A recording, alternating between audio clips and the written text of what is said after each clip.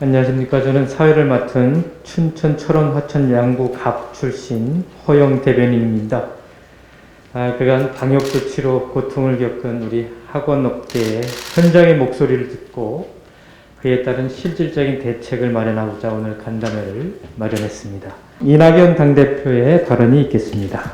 예, 코로나19로 많은 업종이 고통을 겪고 피해를 보시지만 우리 학원 쪽도 예외가 아닐 것입니다.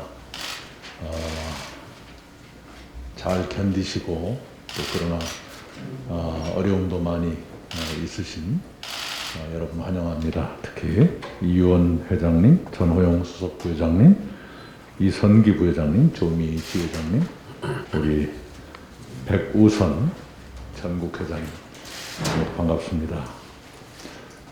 그동안에 업종마다 이 방역의 형평성에 대한 문제 제기가 여기저기서 있었습니다. 학원 쪽도 마찬가지였습니다. 지난주에 부분적으로 집합금지가 완화돼서 학원도 조건부 대면 수업이 가능해졌습니다만 여러분의 요구에는 많이 미진했을 것입니다. 충분히 알고 있습니다. 제가 엊그저께 복지부 식약처 질병청의 대통령에 대한 업무 보고에 배석을 해서 방역 기준, 거리두기를 조정할 때가 된다면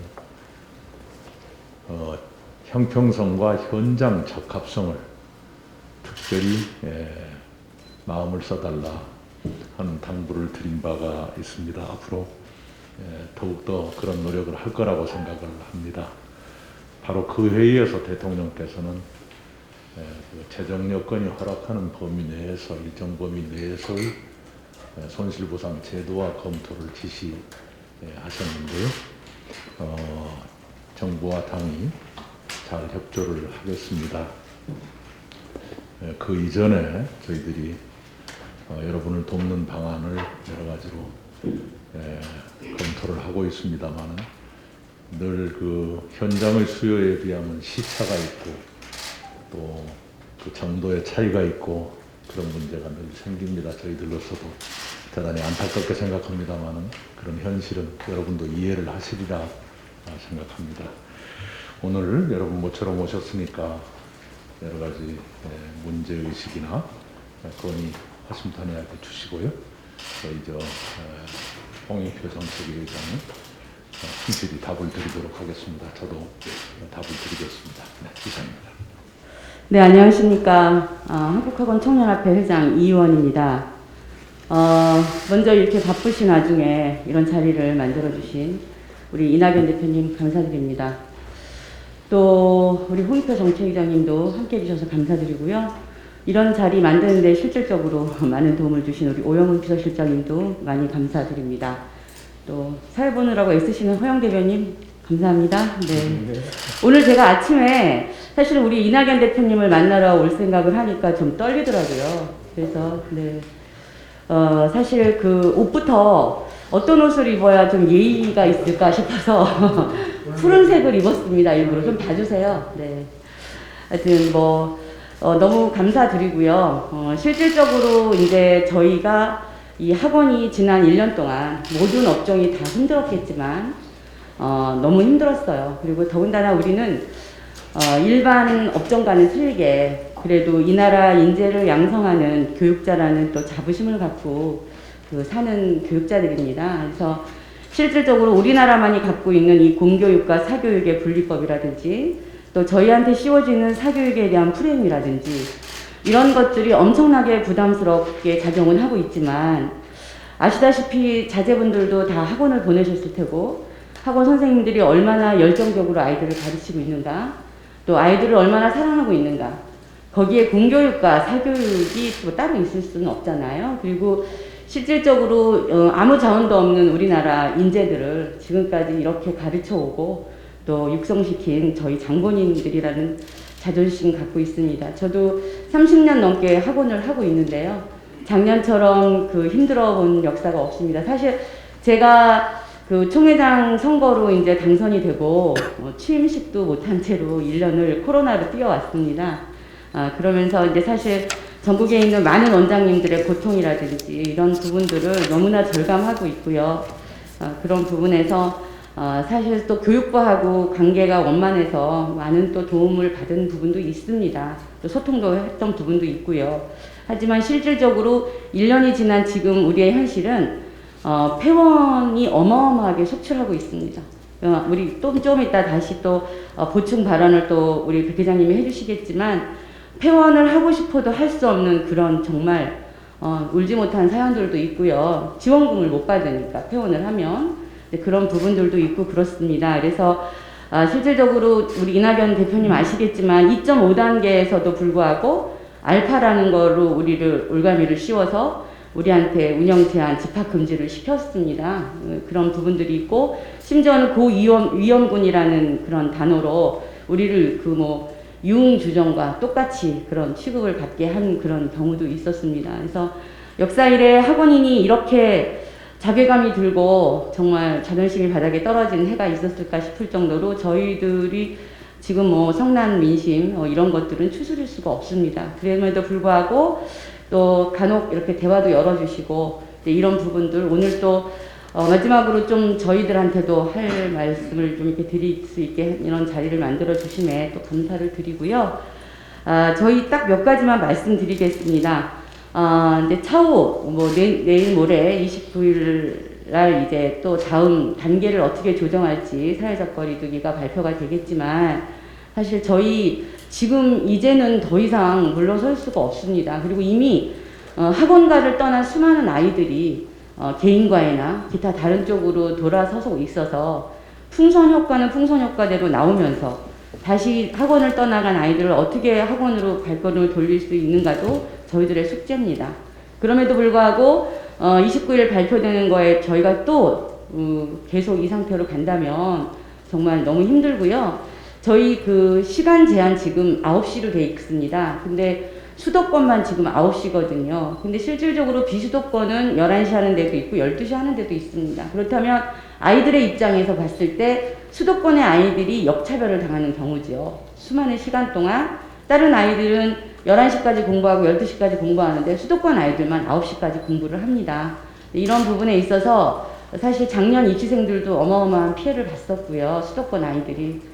그런 부분들 시간 제한에 대해서 10시까지로 좀 풀어주셨으면 하는 부분. 그리고 실제로 지금 8제곱미터당 이제 한 명씩 그런 식으로 돼 있는데 이 부분도 사실 아이들이 정원의 30%밖에 받지를 못하고 있습니다. 이런 부분도 한 칸 뛰기 4제곱미터당 한 명씩으로 좀 풀어주시면 저희 실질적으로 이낙연 대표님 저희 이 코로나 터지자마자 저희 학원인들이 방역단 만들었어요. 전국적으로. 그래서 방역 엄청나게 열심히 했습니다. 우리가 정상적으로 대한민국의 인가를 받고 그리고 자격이 되는 사람들이 아이들을 가르치고 있음에도 불구하고 우리는 이렇게 제한을 받고 금지를 당하고 있는데 요즘 터지는 그 비교육, 인가가 안 된 비인가 교육시설에서는 빵빵 지금 터지지 않습니까? 이거 우리 어디다가 이런 하소연을 해야 되겠습니까? 우리는 정상적으로 가르치는 우리들은 금지를 당하고 제한을 받는데 그들은 사회적 거리두기도 안 하고 시간 제한도 없고 아무것도 없으면서 그냥 사각지대에서 이렇게 코로나 확진자를 양성시키고 있는 이 부분에 대해서도 저희는 통탄을 금할 길이 없습니다.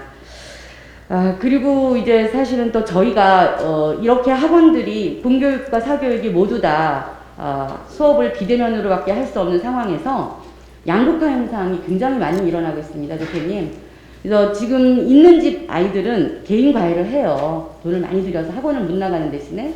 근데 정말 없는 집 아이들은 개인 과외를 못 하잖아요. 그러면 이 양극화 현상이 더 벌어지는 거죠. 그래서 중간층의 성적인 아이들이 없습니다. 지금은 아주 잘하거나 아니면 아주 기초 학력이 부족한 아이들 이렇게 나눠지고 있거든요.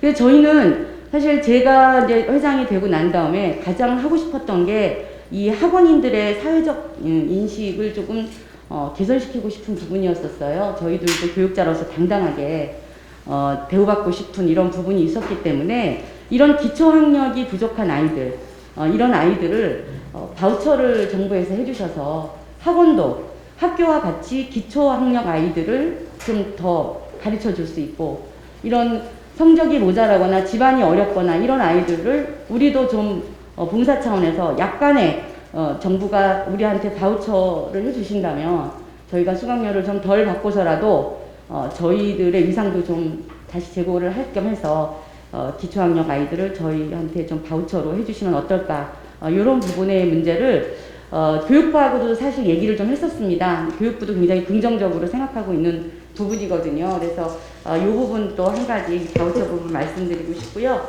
사실 지원금이 소상공인한테만 지금 들어가고 있는데, 소상공인이라 하시면 그 5인 미만이거든요. 그러면 4명의 이제 직원들을 말하는데, 학원 특정상 뭐 국영수 과목 한 사람씩만 두고 실장 한 명만 둬도 이미 뭐 4명이 훨씬 넘어갑니다. 그래서 여기에 해당되는 학원들이 많지 않아요. 그래서 중형 학원이라든지 대형 학원들의 경우에는 이 1억 원조차도 받을 수 없는 그런 현실이 있거든요. 요거를 임대료라든지 세금이라든지 이런 부분으로 좀 대체해 줄 수 있는 방안, 그런 방안들을 좀 말씀드리고 싶습니다. 그래서 오늘 저는 뭐 여기까지 좀 말씀을 드리고요. 나머지 또 보충 설명 다른 회장님들이 해주시겠습니다. 아무튼 대표님 감사드리고요. 저희 목소리 형식적이지 않고 진실 있게 들어주셔서 좀 해결할 수 있는 방법 찾아주시기 부탁드리겠습니다. 감사합니다. 우리 학원계들은 지금 거의 폐원 위기에 놓여 있는 게 사실이고요. 전국 8만 6천 개 정도 학원에 100만 가족이 지금 우리 한국학원총연합회 소속인데, 이분들이 진짜 언제 문을 닫아야 될지 이런 시리에 빠져 있는 것이 현실입니다. 근데 이제 중요한 것은 아침에 자고 일어나고 저녁 자기 전에 일상 보는 것이 이제 뉴스가 되는데, 오늘 아침에 제가 일어나자마자 뉴스를 봤는데, 우리 정세균 총리께서 우리 학원뿐만 아니라 소상공인들 손실 보상금에 대해서 소급 적용이 아니다라는 그 말씀이 있더라고요. 근데 이제 중요한 것은 지금까지 소상공인들 학원뿐만 아니라 모든 업종들이 코로나19의 1년 동안에 핍박되어 있던 이러한 부분들을 국가에서 어루만져 줘야지, 이런 부분들을 어루만져 주지 않는다면 어느 누가 나라를 믿겠냐 이거죠. 그리고 실질적으로 또 소상공인들이 이 어려움에 처해져 있는 것은 소상공 난민의 시대를 만드는 이런 시기라고 저는 또 좀 생각합니다.